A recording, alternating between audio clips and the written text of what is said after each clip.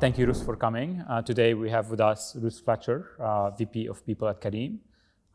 In previous life, I've been very fortunate working with you at Namshi as well. But do you want to add a little bit more about kind of your experience? Yeah, sure. So yes, my startup journey really commenced with you guys actually back in the Namshi days when I joined Rocket Internet. I think we were sort of 5-6 people at the time. In my previous life, I'd worked in consulting. I'd worked for public sector, very much sort of in the HR space, some change management bits and pieces. But yeah, that was my first foray into tech startup. And then really, I've never left. So I got the bug. I was with Namshi, scaled from about 600 to about 250 people, I think, when I left. I then moved back to London, where I joined an ex-Namshi alum, actually, who'd gone to work as CTO for a startup in London, backed by Balderson Capital, which is one of the big VCs who support sort of startups in Europe. I spent almost 2 years with them. They grew from about 50 people when I joined to around 180 people when I left. And then, suffering some reverse culture shock in London, I moved back to Dubai and joined Noon, which is the kind of the Amazon contender, locally grown. And again, sort of they hadn't even launched at the time when I joined. There were about 15, 20 people into sort of the hundreds by the time I left. But actually, they hadn't launched Noon by then, and I left to join Careem, which is where I've spent the last 4 years of my professional life. And they've really grown exponentially. Again, I think around sort of 500 people when I joined them, peaking at around 3,000. As many people will know, in the ecosystem, actually, we had to let some people go at the beginning of this year, and they're now around a headcount of 1,800 permanent colleagues. So that's great. So today we're going to talk a little bit more about that journey of scaling, early teams from maybe founding or a little bit later, and what could founders do to attract talent and create a high performance culture and environment. So the first question I wanted to ask you is, how have you observed the most successful kind of founding team attract top talent? Because that's kind of like the most important component of a successful startup. Yeah. So people who are successful or founders who are successful at attracting great talent, I think, have a really clear value proposition. So when they go out to market to attract great talent, they're very clear in their minds about what they're looking for. So they do an amazing job of summarizing the proposition. So that's either the business proposition, so the service or the product, but also what's in it for people who join their venture from a culture point of view, from a learning point of view. So the value proposition is super, super clear. And the other thing I think great founders do is they make it a full-time job.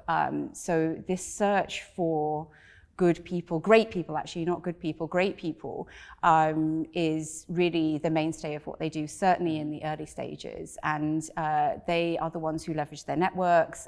They don't overly outsource talent as a challenge. And they're very involved in the hiring process. So they don't think about hiring as this thing that's taking time away from me, but this is basically my job. It's 100% my job, and it's the building blocks of what will be their success in the future. And it really is, as far as I have seen and observed, like a massive differentiator for people. You can have the best idea in the world, you can have some cash, you can have some funding, but if it's not the right people, then it's all for naught. And I think beyond that, as an extension, hiring great people, great individuals is one thing, but then turning them into amazing, high-performing teams is a separate challenge in and of itself. We'll get to that second point, but let's stay with the hiring component. How do you spot talent? Where do you find this talent that has the elements but also fits in a startup environment? What are the characteristics of team members who could join and thrive in a startup environment? So when, as a support function, we're advising hiring managers on this topic, I try to be really open-minded. Like, it's easy to fall into a trap of saying, like, don't hire from big corporates, or, don't hire from specific places, and do look in other places. But I try and encourage people to be really, really open-minded. Network is everything. So if you know somebody who is great, it's very likely that they have learned that in a specific environment or a particular way of working, and that they know people who are like-minded and similar. So leverage your networks massively. Don't overly rely on filters such as education. Like, they're strong markers, but they're not the be-all and the end-all. Don't be seduced by big brand names. Sometimes the Googles and the Facebooks and the Amazons, it can be super tempting to go into those spaces, but people forget that they were startups 20 years ago. What you're hiring from those organizations now is very different from what you would have been hiring 20 years ago. So network like crazy. Be intentional. Look for companies that have similar cultures to yours now, but not 20 years ago, and be really open-minded. Like, don't look at false filters that might be sort of. What are good filters? What have you kind of like noticed, even anecdotally, to be good precursors of a potential good startup team member? I think once you get to interview stage, it's so much easier. So spread your net wide when you're looking to actually sort of attract people at that first level. And then when you're interviewing, it really is all about focus on competency, and not functional competency, but much broader competency and skills. Attitude is also really important. And then when you're going through that hiring process, like, use it as an opportunity to really dig into how that person has worked in a team. So look at your own culture and your expectation of how people would interact as part of a team, and look for strong indicators as to how that individual would have worked as part of a team. And then really stress test anything that you think is going to be important for them to be successful in your environment. So whether that's high levels of ownership, whether it's the ability to work independently, whether it's discipline, like whatever it might be, really drill down on something that's more core as opposed to functional. Very interesting. Okay, we've spotted the talent. We are excited about them. How do we convince them to join the startup? Top talent usually has options, and they might be interested, but you need to, close. What are levers you can do? So never leave the closing till the end of the process, right? Start that closing at the very beginning of the process. And for me, that's how you are presenting your brand to potential talent. So often people will skip over simple things like a website, right? So when you are a startup, you need to make sure that you are intentional and experience driven right from what are you writing on your website. So the single biggest reason that someone will come to your website, what will drive traffic there, is people who are looking for jobs.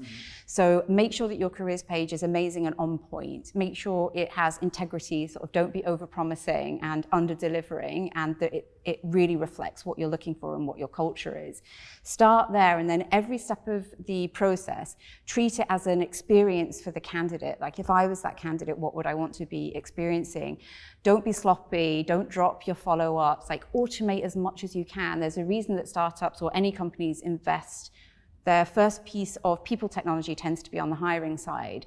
Automate the experience as much as you can so that you're not relying on humans who might drop the ball. And then document so that when it comes to that final conversation, you understand what motivates that individual, so that you can have a very tailored conversation that is hopefully pulling the levers that are their motivational levers. Excellent. We got the candidate. They joined this usually chaotic. I mean, there's no startup that is. It's hard to find a startup that's not very chaotic environment. How do you help them on this transition? They're joining a new team, new company, maybe in some cases a new function, right? What is the onboarding like that kind of like helps them integrate into the culture and their teams? it's important that this experience that they've had as a candidate is seamless then through to the onboarding experience, that individuals don't tackle these as separate pieces of work. And I would say that for the entire colleague life cycle, right? So have in your mind, what is the experience that you want people at your company to have? Like, what is it that you stand for? And then bake that in from your very first interaction all the way through the hiring process and into your onboarding experience as well. So, and it's, simple things like engagement through when you've made them an offer to when they start, like already making them feel a part of your journey, making sure that you're in touch, making sure that you are doing as much as you can to pre-board them. What access to information do they have? What tools and systems can you give them access to before they even start with your organization? How can you network them well and set them up for success? How can they be talking to people within the organization who can be pre-boarding them before they even start so that they get a good idea? And then don't cut corners on onboarding. So many times, we're in such a rush when we're a part of a startup, like, great, I found the person, I've been waiting 6 months, like, let's get them to work. Yeah. Don't do that, because then you severely minimize the chances that that person will be successful for the medium to long term. Be intentional about like what is expected of them as a new colleague and what is the psychological contract culturally. So what will you be providing to them as well?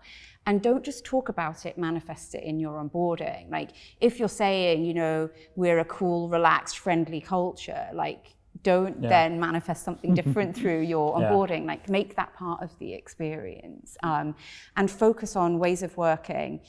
So make sure that they are learning about how the company works, learning about your ways of working, learning about your values and all of these things, as well as functionally what do they need to be onboarded on. Oh, cool. The new colleague has joined, they've been onboarded. They interact with a lot of people, but the effect of their direct manager on them is paramount. Yes. And sometimes in startups, most times in startups, it's the manager's first managing experience. Yes. How do you help new managers, embrace, step into whatever you want to call it, become really amazing people managers? This is such a huge challenge. And I think when we talk about culture, the people that you hire, how you manage performance and who you promote are three of the biggest indicators of your culture to the community and the work community. And I think a big mistake that people make is promoting people too quickly into management roles and not setting them up for success. They promote because they want to retain. It's an obvious next step. But management, in my opinion, is a skill in the way that any other skill that needs to be learned is a skill. And it requires the 10,000 hours before you become an expert. So it's very important before somebody takes up that management mantle that you have given some thought to how you're going to prepare them. And people have different styles in different organizations as to what that looks like. So my personal preference is not to outsource any sort of management training to other parties. It's to cultivate internally what you think good management looks like, with a view to all of your managers should be your leaders of the future. So they should be your level 5 leaders, right? And they're the people who will really sort of set the tone for how teams grow and how high performing teams will be built. So think about it internally, think about what good looks like for you. And then you need to create some sort of process or training that will support them in that role.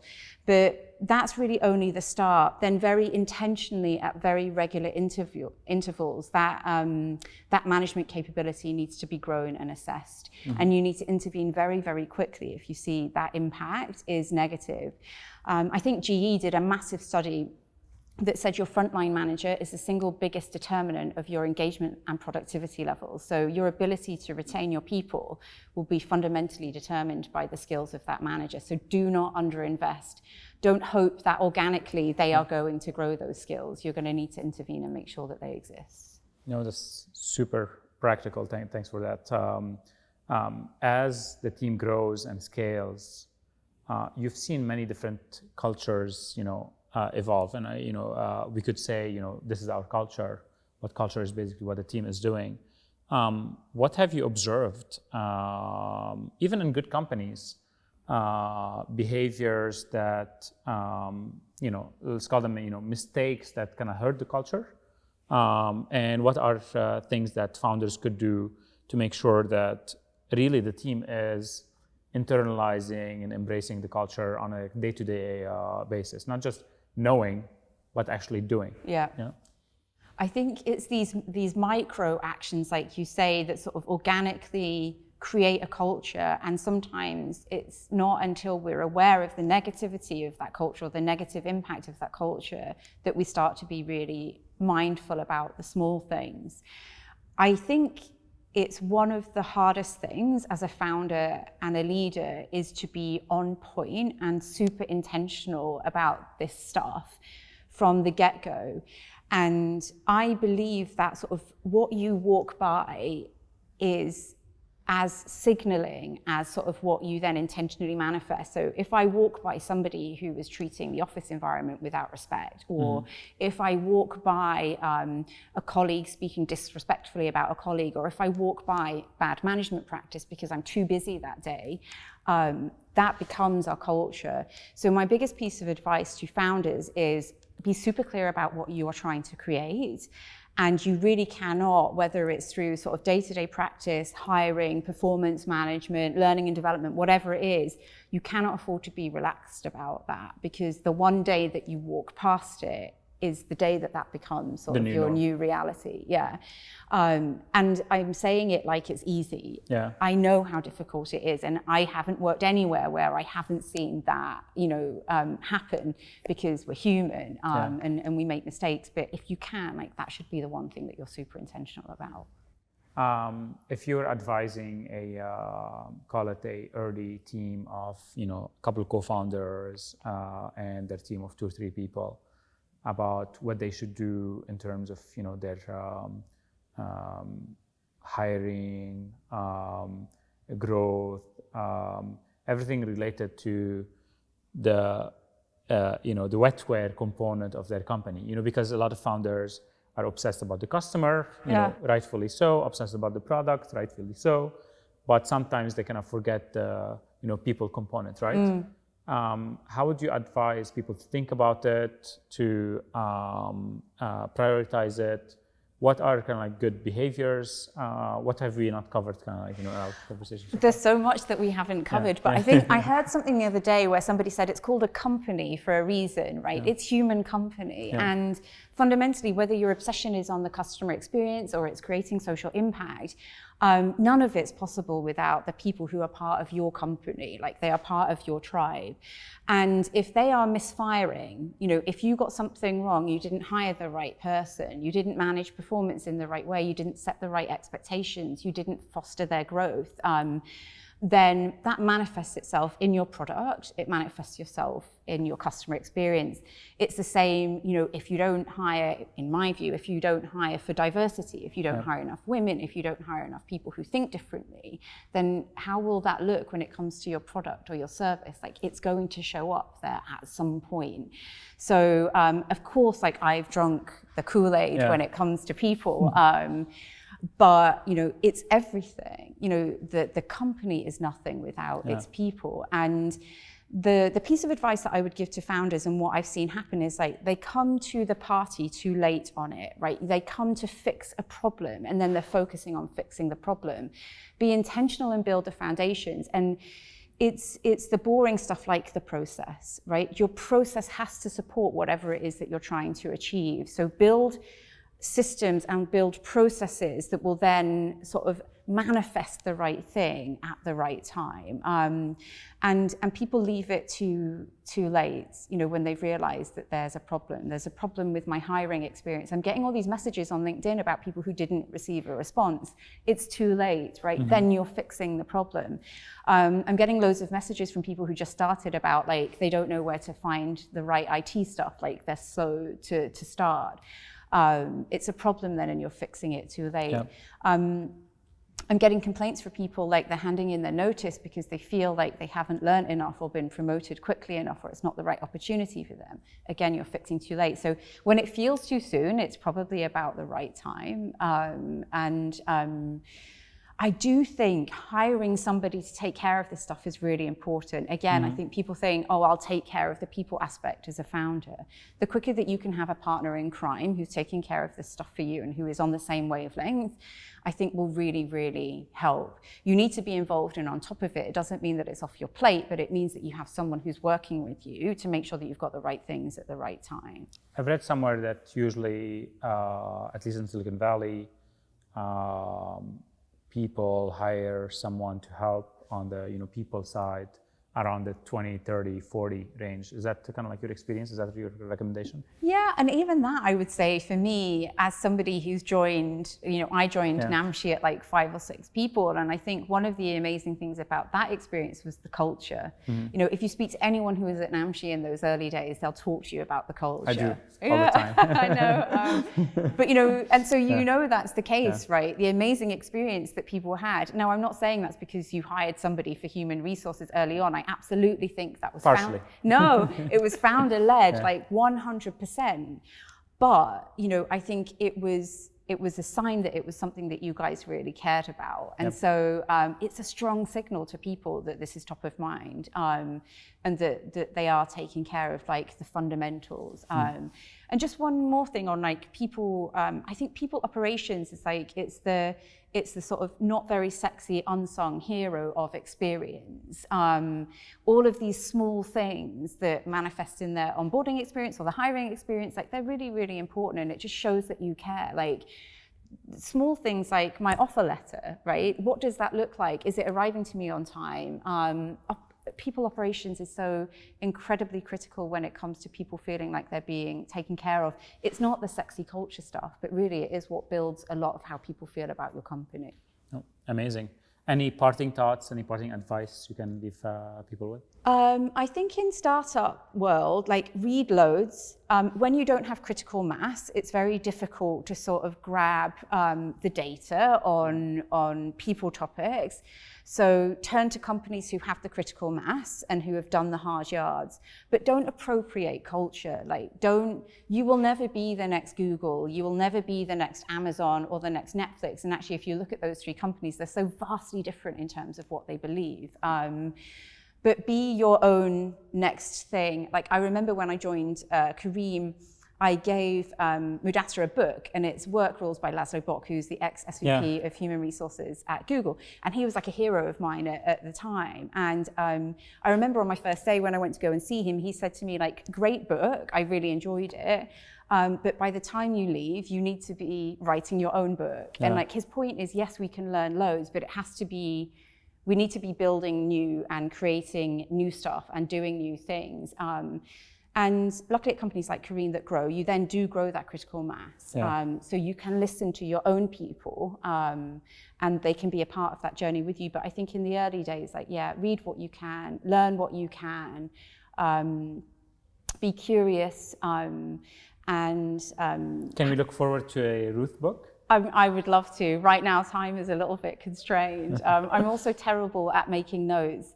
And I don't know how many founders do this. I don't know if you do this, but a big regret for me through these experiences is not documenting them, because life takes over and it becomes like this mishmash of stuff. But where you can, like, write it down. I document with photos. I have a lot of photos from the early Namshi days. Yeah. And I have a folder on my phone called Astrolabs History, where any kind of like photos within Astrolabs that I take, I keep them in that folder. So I'll show you afterwards. It's kind of like shows, the last 7 years, and it kind of like gives a sense of that. But documentation definitely as well is like quite important. And what about for you, sort of in the companies that you've been a part of? Like, what sticks in your mind as maybe one of the single, or some of the single biggest things that you've seen that have helped build the right culture and high-performing teams? Honestly, I think just what you said is the right people, because if you enjoy working with that group of people, and you respect them, and they're aligned in terms of values, personal values, mission of what you're doing, and all of stuff. You could be building the Great Wall in China, or the pyramids in Egypt, or doing tech startup. It doesn't matter as long as you're kind of like working with that group of people. The other stuff doesn't matter as well. And that's kind of like, for me, that's kind of like the most important component. And the way that you create that is, as you said, if the first 3-4 people have that, then the fifth is very likely to have that as well, and the sixth, and it's more likely than the eighths, ninths, and tenths. So that's, I think, the kind of like how crystals form. Yeah. You have to have the initial tiny seed crystal there, and then they attract the structure, the carbon structure around it to make like a nice big crystal. Yeah. Diamond, hopefully. But when I look at sort of, we talked a bit about Namshi, but Kareem, I think one of the most defining things that business has had is its purpose. And when you walk through the door, like if you speak to anyone at Kareem, the purpose of the company and the purpose that's carried by the founders. And I think that really makes a big difference. And to your point, has attracted lots of like-minded absolutely, because people. also like purpose is a reflection of personal value in many cases. And if I said if you're doing different things, it doesn't matter. But basically, it's different groups doing those different things because the purpose aligns with the personal values, and people would want to do that. That brings them joy, and they get together. When you try to bring someone who is not passionate about that, then just like automatically it's not like a good fit. I agree. Yeah. There's so much more that could be discussed on the topic, and then how do you? We could talk for hours, but we are capped to half. But hopefully there will be a Ruth book, or maybe hopefully a podcast. If you'd be interested, we do a podcast together. Yes, I would love to do that. About people and culture. Yes. Seriously, like monthly podcast. Let's do it. Let's do it. I would love to. All right. It's on record. Yeah, it is on record.